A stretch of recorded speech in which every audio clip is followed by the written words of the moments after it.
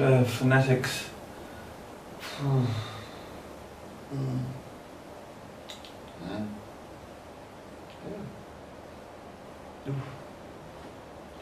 You know, the world of English is a fun and exciting place to be. I'm so glad you could join me for another lesson.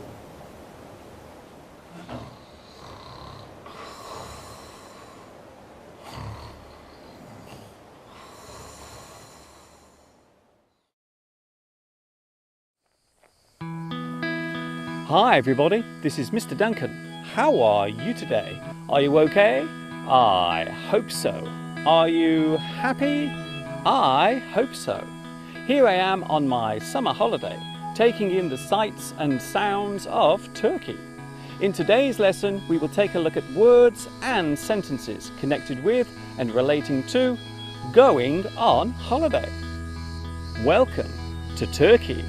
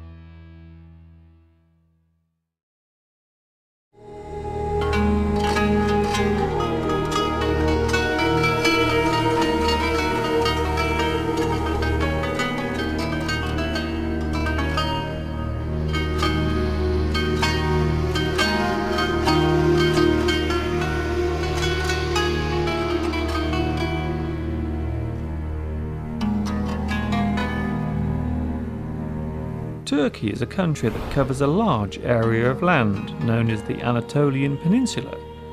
It sits precariously on the Europe-Asia border and not too far away from the Middle East, which frequently causes confusion over where the country actually is. The place I'm staying at is on a small island off the southwest coast called Chevalier.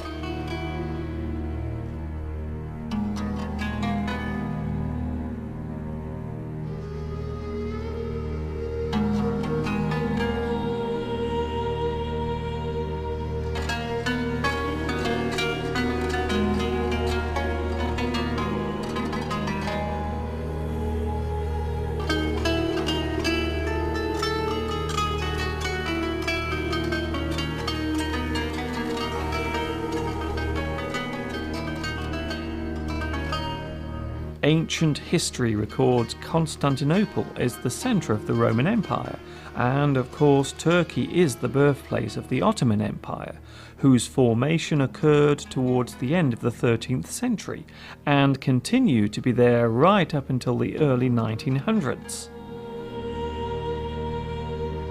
The recent history of Turkey has been a traumatic one, with a military coup, the division of land between Greece, and civil war creating many problems, especially during the 1970s and early 1980s.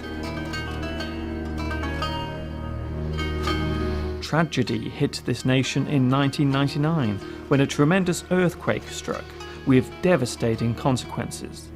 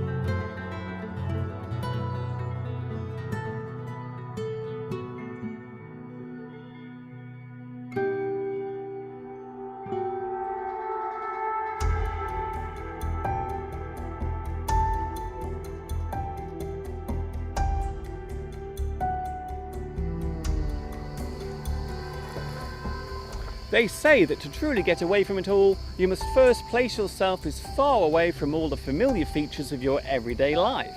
You should endeavour to escape the day in, day out routine and shake off the shackles of the rat race existence. Taking a holiday gives your mind a chance to ease its daily burden and your body a well-deserved opportunity to fully relax itself. Oh yes, we all need a holiday, a break, a getaway, a vacation, a change of scenery. We all need to get away from it all from time to time.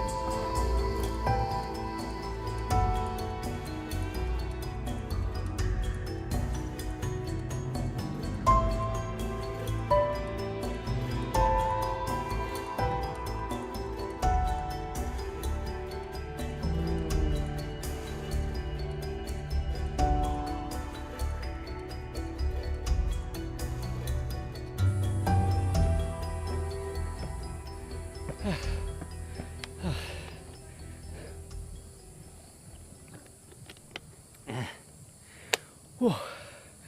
I didn't realise it could get so hot here in Turkey. It must be at least 39 degrees at the moment.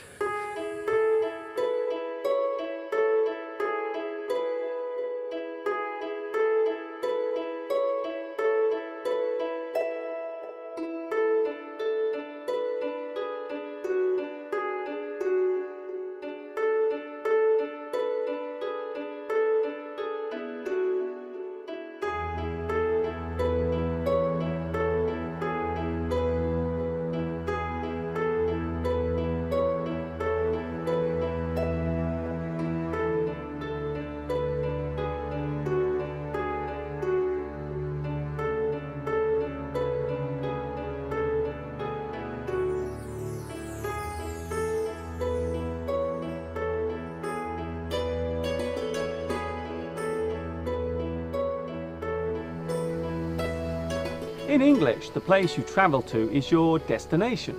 You set off from your home and travel to another place. You make a journey. You go on a trip. You take a vacation. You go on holiday.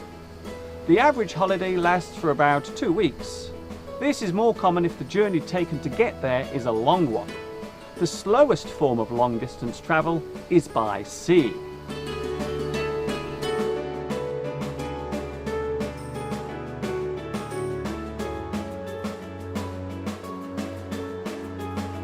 The fastest form of transport is, of course, the aeroplane. These days it is common for those going on holiday to fly, even if they are travelling within their own country. City hopping by plane is normal across both Europe and the United States. A short flight is referred to as short haul, while a long flight is often referred to as long haul.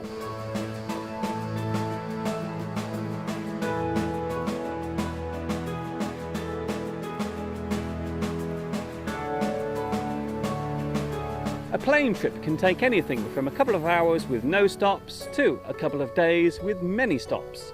Some people find flying less enjoyable these days. The long delays at airports and the many security checks that passengers now face have combined to make travelling by plane much less of an adventure than it used to be.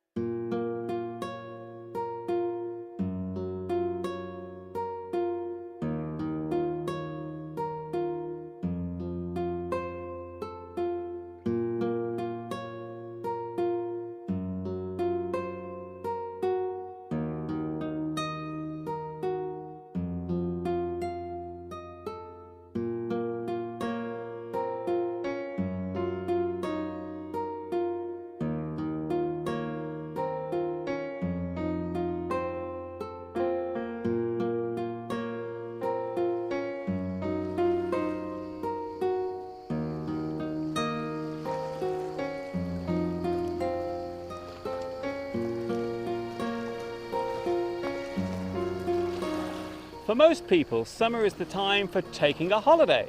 Some will stay in their own country and take a domestic holiday, while others will take a long trip to another country. They will go abroad. They will travel overseas. A person may travel just a few miles to a nearby country, or they might decide to travel to a completely different part of the world, thousands of miles away.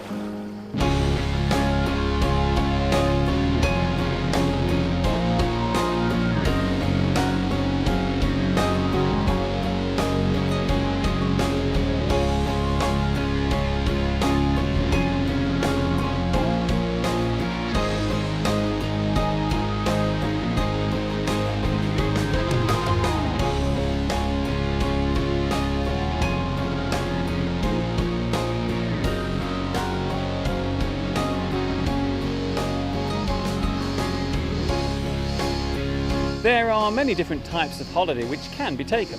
The choice is yours. From relaxing getaway from it all beach holidays, where you simply spend the time doing as little as possible, right up to the wild adventure holidays, where you spend most of the time exploring the sights and taking in the sounds. The adventures can be on land or water, high up in the air, or even deep down at the bottom of the sea.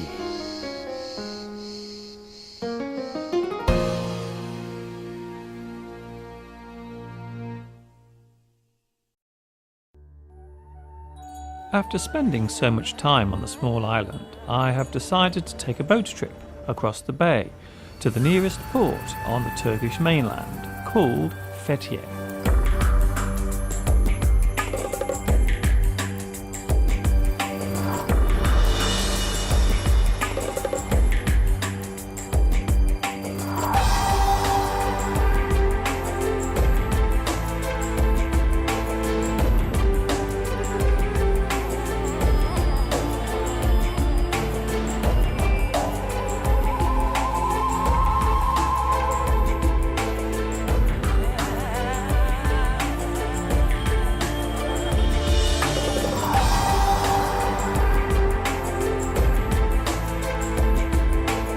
There is nothing like the feeling of being on a boat, especially one so small.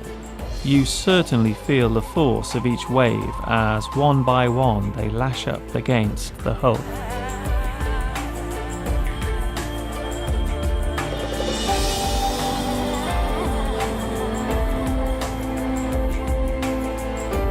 I'm not a big fan of being on water. However, for some reason, today I do not seem too worried.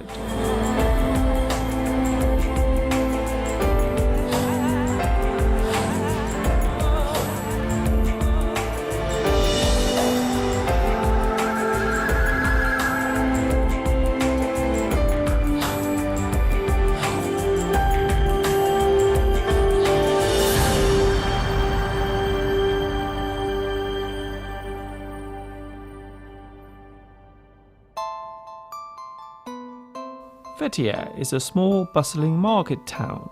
It serves as the main commercial centre for this particular region on the southeast corner of the Gulf. From here you can take a sightseeing boat trip or go on a deep sea diving adventure. The town attracts hundreds of tourists a week to its small shops and gift stalls.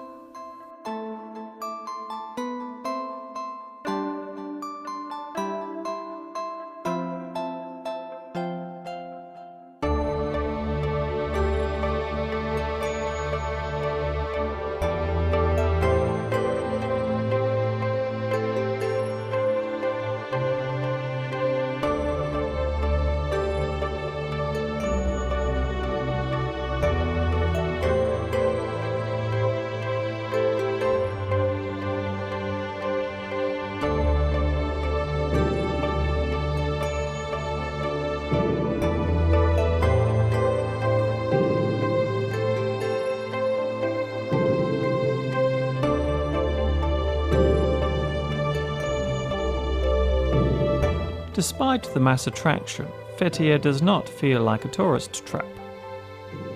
The laid-back feel of the town gives you a real sense of the nature of the Turkish people.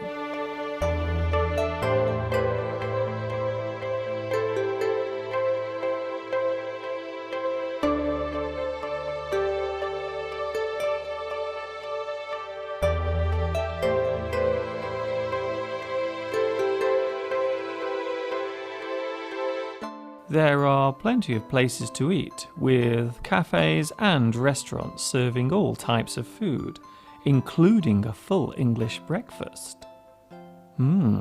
Talking of food...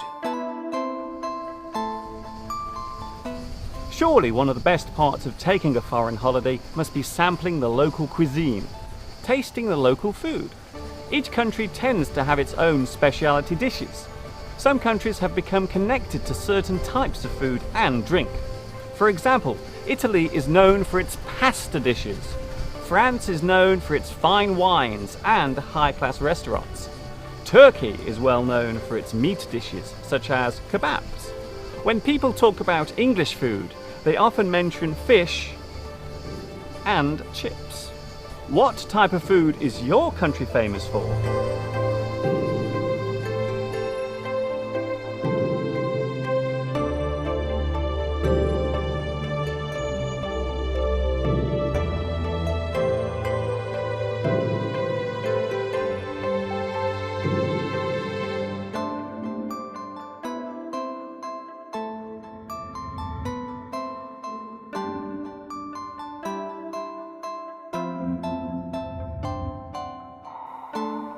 It is worth noting that there is a very large population of British people living here in the southwest of Turkey.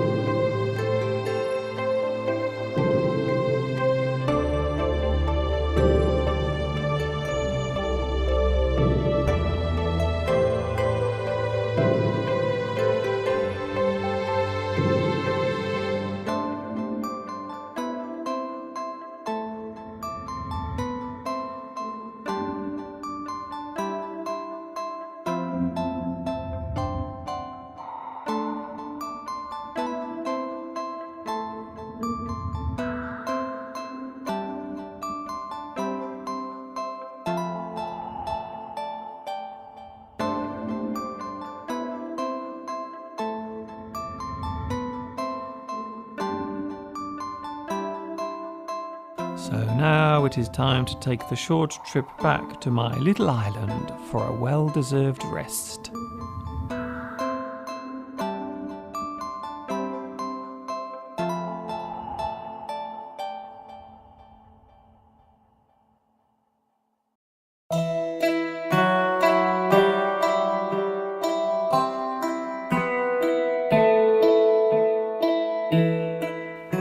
It would be unfair to talk about travel without mentioning its impact on the environment. Turkey is a relative newcomer to the mass tourist industry, and because of this, it has not yet been spoiled by the development connected with this particular market.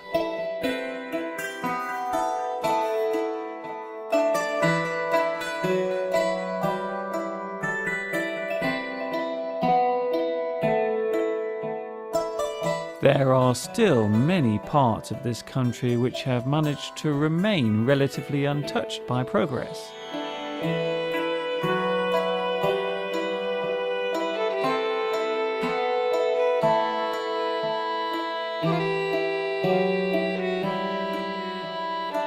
However, the small island I'm staying on is now beginning to show signs of the demand for places to stay. New developments are starting to spring up in and around this area.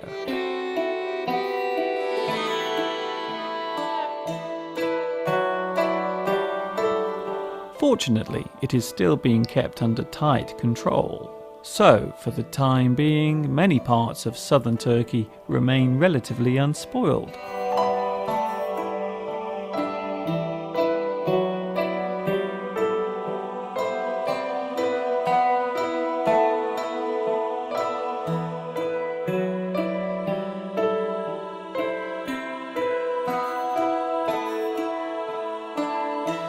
The island I'm staying on, Chevalier, is steeped in history. The ruins of Roman settlements are scattered along the coast of the island, with some now hidden beneath the water.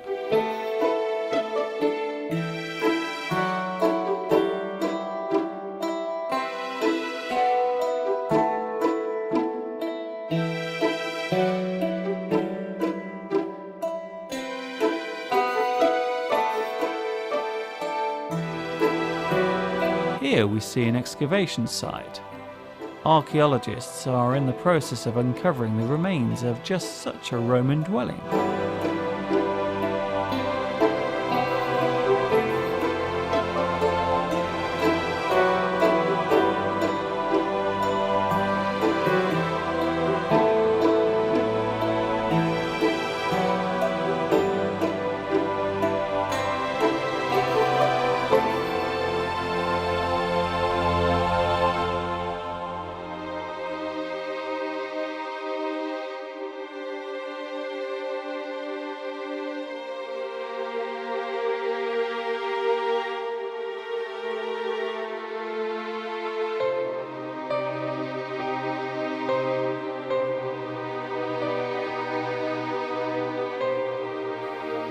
Some ruins from not so long ago now. A disused restaurant now sits derelict. It would seem that this small island could not sustain such a business, although that could all change in the future as more people come here.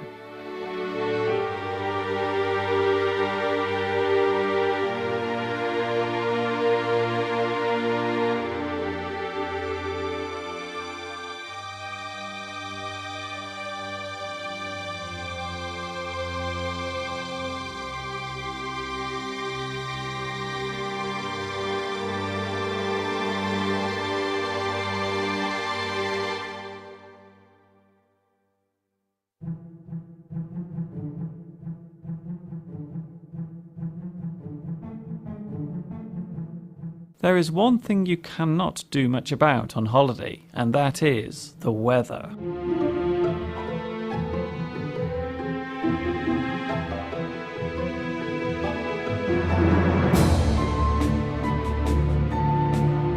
Fortunately, storms like this one are not common during the summer in Turkey.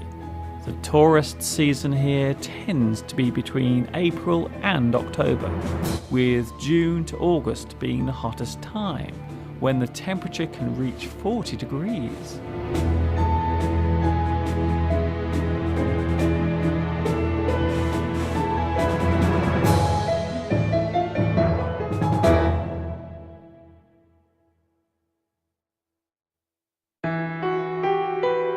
Some fascinating facts about Turkey.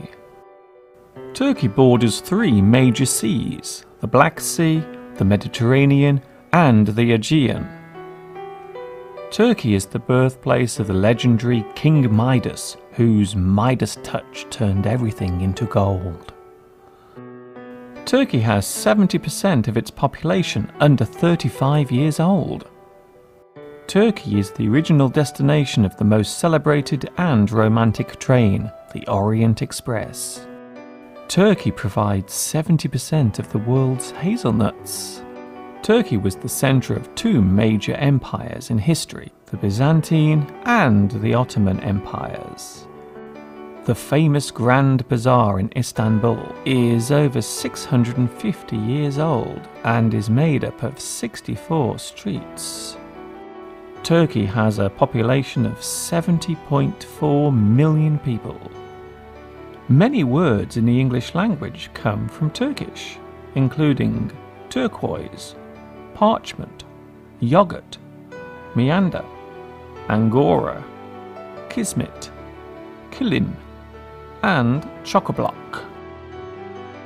Istanbul is ranked as the 18th most expensive city in the world to live in. Turkey was where the cherry was first found by the Romans, who then planted it across the world. Turkey was the country that first introduced tulips to Holland in the 16th century. The tulip is Turkey's national flower.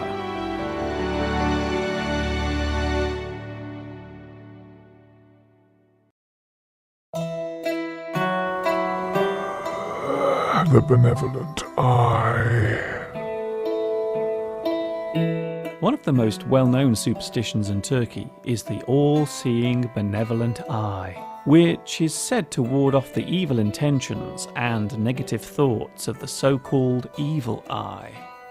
The benevolent eye can be seen everywhere around Turkey. A person may wear one as a pendant, or put it above the doorway of a room, or have one displayed at the front of their home. The benevolent eye is believed to ward off all evil intentions.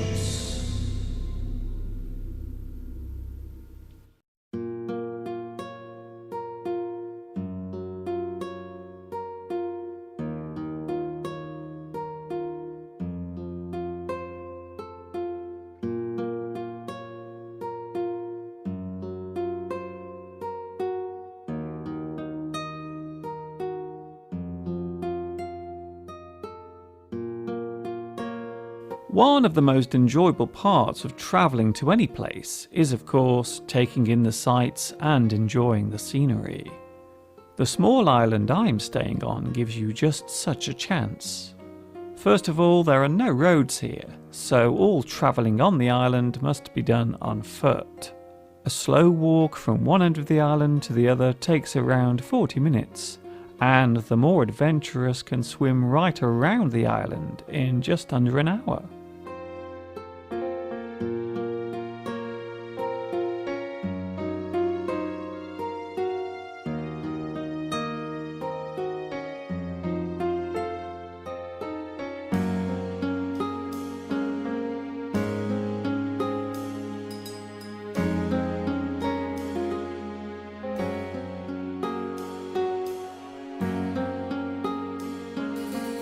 From here you can see some of the small villas which have been built. The first modern buildings on the island were constructed here around the mid-1990s.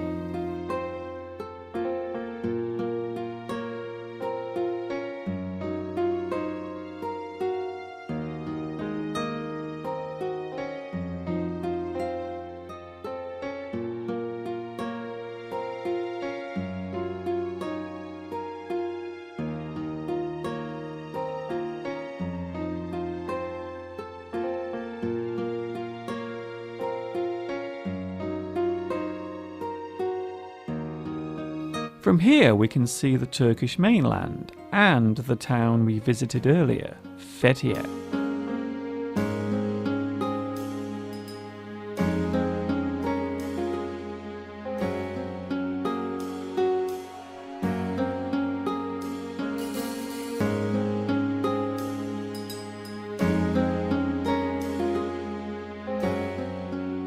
One of the best parts of staying on an island of this size must be the feeling of seclusion it gives you. Sometimes it is good to be isolated from others for a while.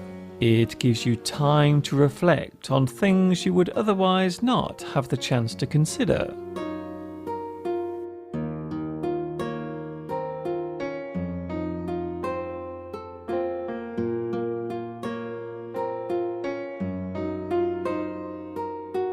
Of course, living in isolation does have its downside. There are no shops on the island, and all supplies must be brought over by boat.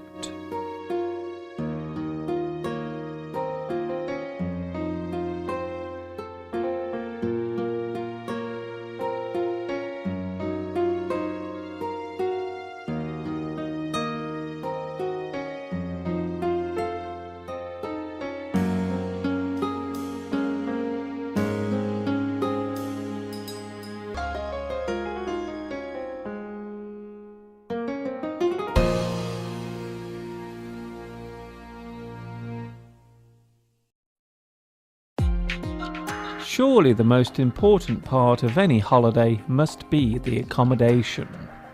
You can stay in a hotel and have all your meals included in the price. This is called full board. You may only want breakfast included in a deal. This is known as bed and breakfast. You may decide to rent accommodation, such as a small villa, and make your own meals. This is called a self-catering holiday.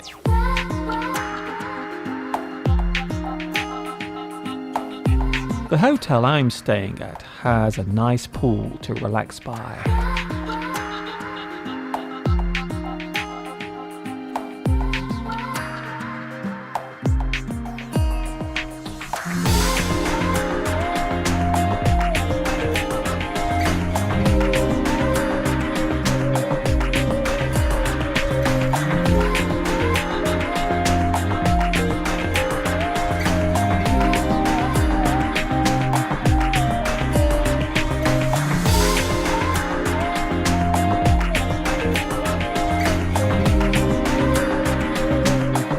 For the more adventurous, there is a jetty for those who want to be nearer to the sea. From this point, you can enjoy all of the maritime sights. The word maritime refers to anything sea-related or an activity done on the sea.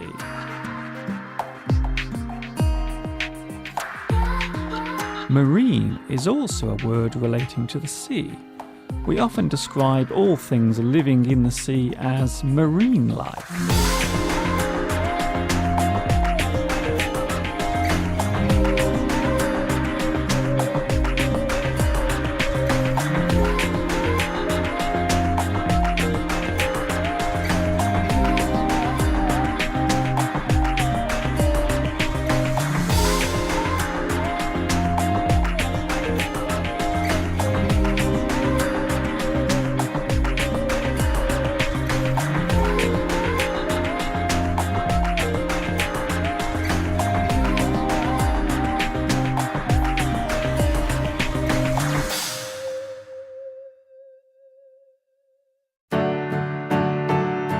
Our time here in Turkey is coming to a close, so let us take one last look around the area I've been staying in.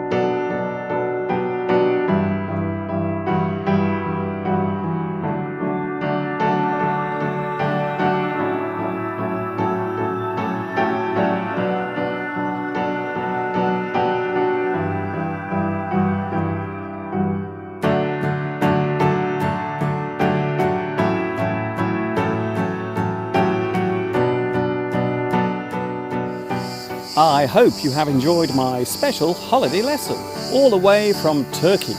Take care until we meet again and enjoy your next holiday wherever you are in the world. This is Mr. Duncan in Turkey saying thank you for watching me teaching you. And of course, ta-ta for now.